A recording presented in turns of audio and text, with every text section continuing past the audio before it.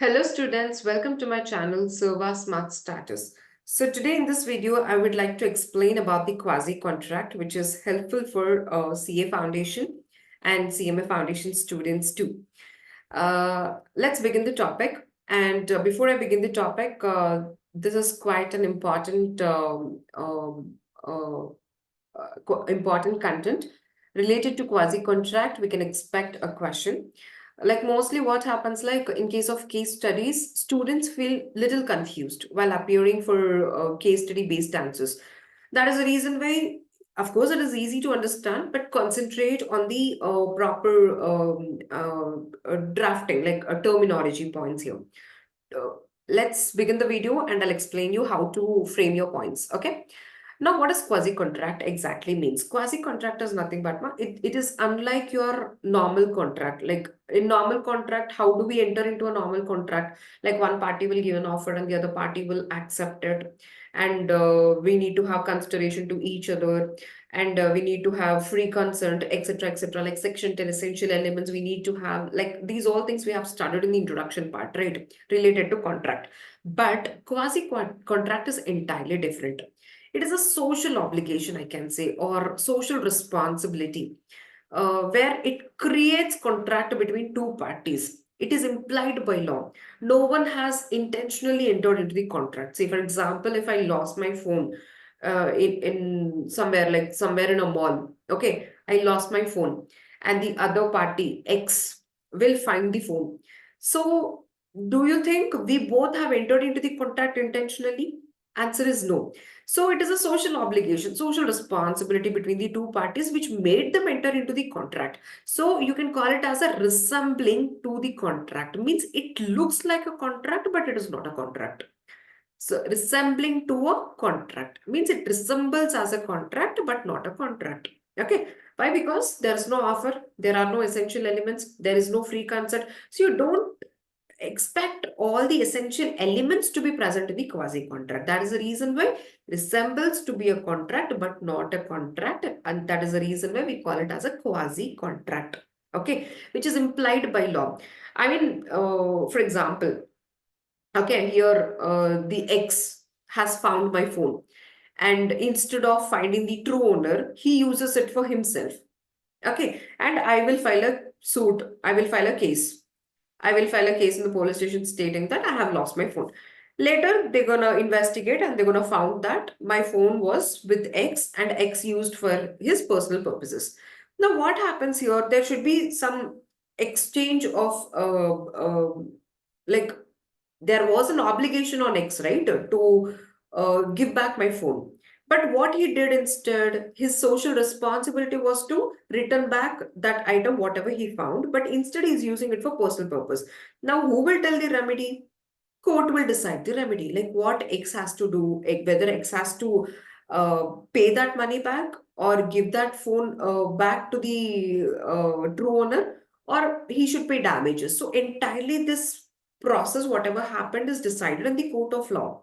That is the reason why we say that quasi contracts are implied by law. That means it is conducted by law. Law decides it between the parties if there is a dispute related to quasi contract. So they will decide. Basically, this is not intentionally entered between the parties. That is what you have to remember. Okay. Now, quasi means nothing but, like in Latin terms, we call it as a pseudo contracts. Like it is unlike normal contract, something different, where no consideration, no offer, no free consent, no acceptance is present. So, like basic elements, these promises are not legal contracts, but court recognizes them as relations. Okay, these are not a traditional contract. These are kind of relation which has been created between the two parties and it will be decided by the court of law. And moreover, quasi is implied by law, which acts as a remedy for dispute between two parties that don't have a contract. Like we both, me and X, don't have a contract, but a dispute has been arised between us. Now, who will state the remedy? Court will state the remedy. Okay, that is what happens in the quasi contracts. In olden times, we used to recognize quasi contracts by understanding these definitions itself. And that's it. This is about the proper definition of a quasi contract. And now we understood with that example, no simple example. I lost my phone in a mall and it is found by X. So X has social responsibility, social obligation to return back my phone. Okay. And the true owner of the phone, he has social responsibility, social obligation to return that phone. How does he return that phone? Maybe he can go to the nearby police station and submit this phone. Either he can give a statement that statement there giving that he found my phone bolke. Something or the other, he has to make trials to find the true owner. That is what quasi contract speaks about. Okay. And moreover, quasi contracts runs on that certain principles called equity, justice, and good conscience. Like I'll give you simple understanding. There is a quote which can be given related to quasi contract. That is, no one can grow rich out of another person loss. That means no one can enrich himself at the expense of the other. Okay. For example, I have used your money and enjoyed myself. Okay, you are my friend. I just want to have a proper vacation. I don't have money with me, so I took your money and had my vacation. I enjoyed myself. Now, don't you think it is my responsibility to give back your money? Answer is yes. I have enjoyed, right? I have enjoyed your benefits, not benefits. Your I have enjoyed your income. So no person can enrich himself at the expense of other. I cannot enrich myself at the expense of your money. That is what the saying is about. Okay. Now this quotation is really good. Why? Because based upon this quotation only, the entire quasi contract is dependent upon. Now, what are the features you expect in a quasi contract? Simple features. First of all, it is imposed by law. It is not created by the people. It is not created like normal contract. It is imposed by law. Law tells that there's a social obligation, there's a social contractual relationship between the parties. So based upon that, people will unintentionally enter into the contract. So basically, it is imposed by law. This is one of the feature. And second feature is nothing but right to money. It is always right to money, but it is not always liquidation sum of money. Means nothing but, see, when there is a breach of contract, when there is a breach or when you end up not fulfilling the contract, the person who is who has breached the contract has to pay the compensation to the aggrieved party, right? So that is called as liquidated sum of money. This is not always the compensation. This will be always right to money. That means money relationship should be present between the both the parties. That means if I lost my mobile phone and same example, okay. Now X has obligation to repay, to give back my mobile. So he used it for personal purposes. Maybe he has already sold my mobile. So in that case, what happens? Money should be exchanged. Money should be given by the X. Money should be paid by the X. So it means always it is entirely related to right to money, but not the compensation always. So that is what features of quasi contract is speaking about. That is one of the feature. The other feature is already understood, imposed by law. And the next one is, next one is it is not against the world. You don't have right against the world. You have right only against that specified person. So when I lost my mobile phone, I have right against only that particular person called X, so that I can be able to recover my phone from.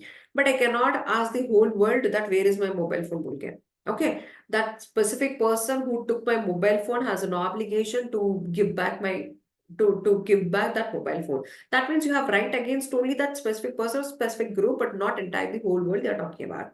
That's it. So these three forms the features of the quasi contract. Okay, very important, ma. We can expect features also. What is quasi-contract? What are its features? For 5 marks, they may ask you, like quasi-contract definition should be written along with the features. Okay. Now, quasi-contract. There are certain contracts which are deemed to be quasi-contracts, like so basically section 68, 69, 70, 71, 72.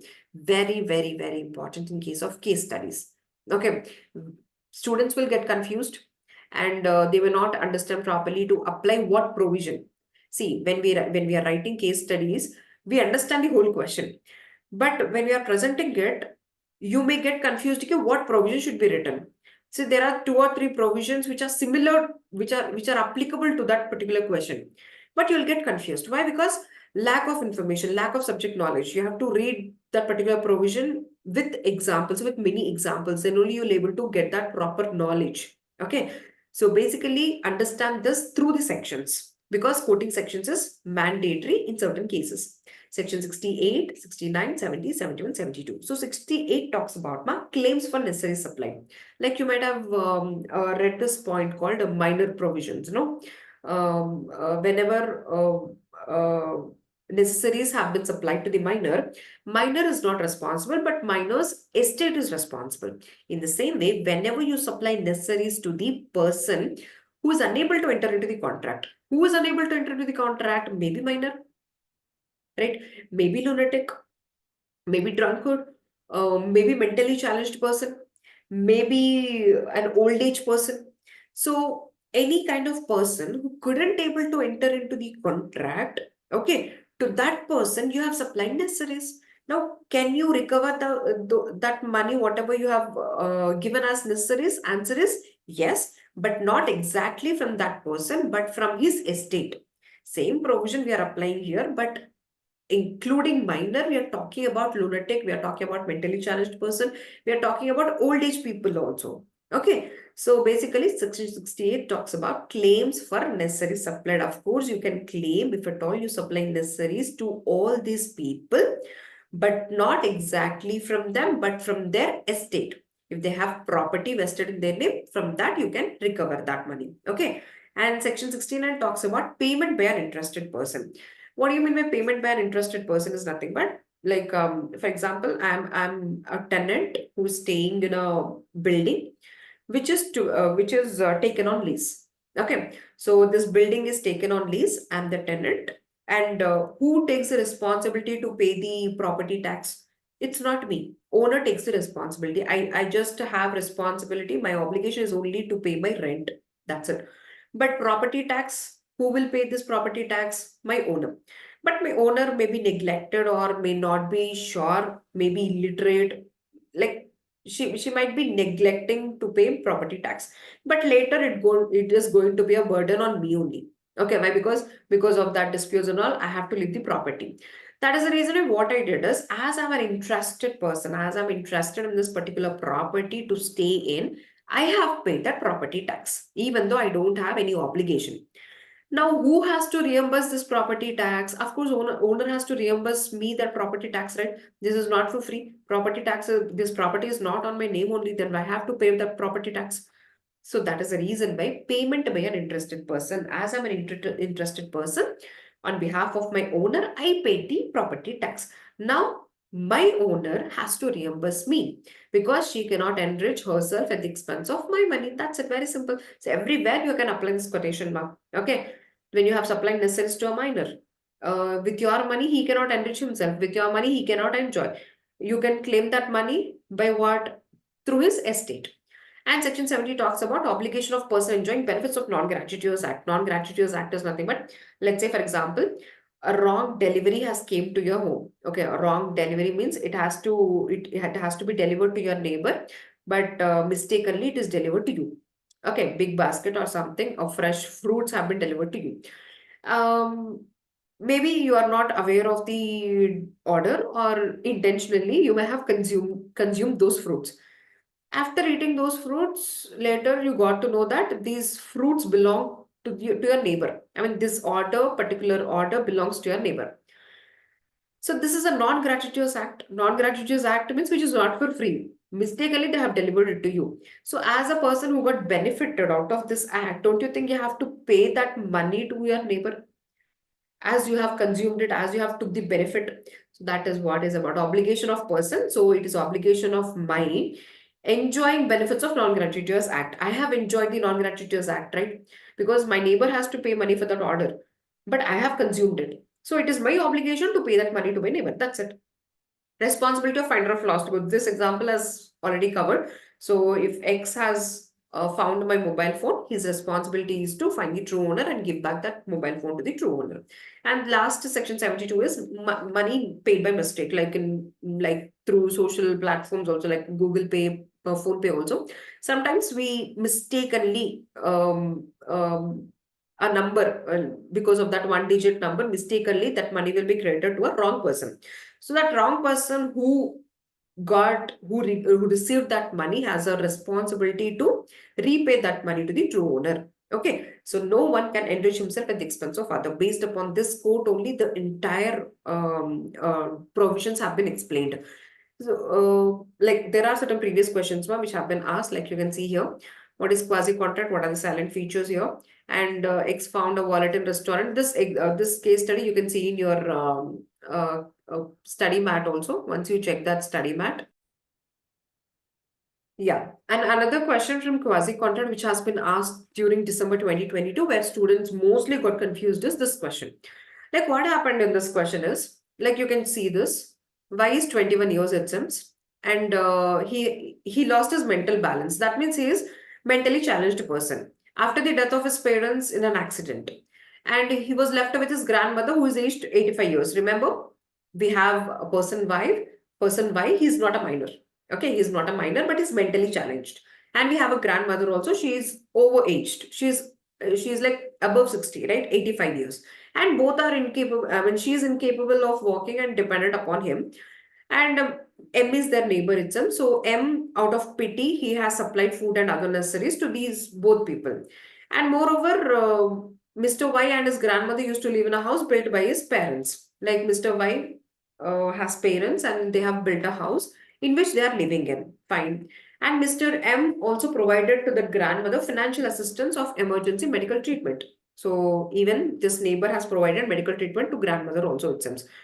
Then we can consider all this as necessaries, right? Medical treatment, food, supplies, etc., etc. These all can be considered as necessaries. Now, necessaries have been supplied by M to Y and his grandmother. For 4 years, he has been supplying all the systems. Now, the amount exactly need to pay by Y and his grandmother is 15 lakhs, inclusive of 7 lakhs incurred during medical treatment. 15 plus 7 lakhs should be paid by Y and his grandmother. And Y M is asking them to repay that money back. Okay. But why pleaded, why said that, oh, okay, I don't have any money with me, but I have jewelry which cost around like 4 lakh rupees. So I may be able to pay you 4 lakh rupees. Okay. But here the question arises, as per Indian Contract Act 1872, whether M can file a suit to recover money, how much maximum amount he can recover, and what are the provisions applied about the medical treatment. Now the answer is, like whenever this question has been arised, students thought of minor, like randomly they thought of minor. He's 21 years age. He's not a minor. He's a mentally challenged person. No. Okay. So necessaries applied to a minor. Whenever they see necessaries means minor. Every time it is not minor. Okay. Minor and also other category of people who are incompetent to enter into a contract. Mentally challenged also incompetent. Right. And aged grandmother is also incompetent. Right. So now what happened here? Of course, M can file a suit to recover money, but not exactly on these people, but on the Y's estate. Okay, he can recover money from where? From Y's property. They have a house, right? And they have jewelry also, right? So from there he can recover money. How much maximum amount he can recover? How much ever amount we can obtain from selling that house. And last one is about medical treatment. Medical treatment comes under necessaries. Answer is yes. Okay, so this was the question asked in last attempt now. So basically, please try to attempt after carefully reading the case study. So thanks for watching my video. Stay tuned to my channel. Thank you so much. Bye-bye.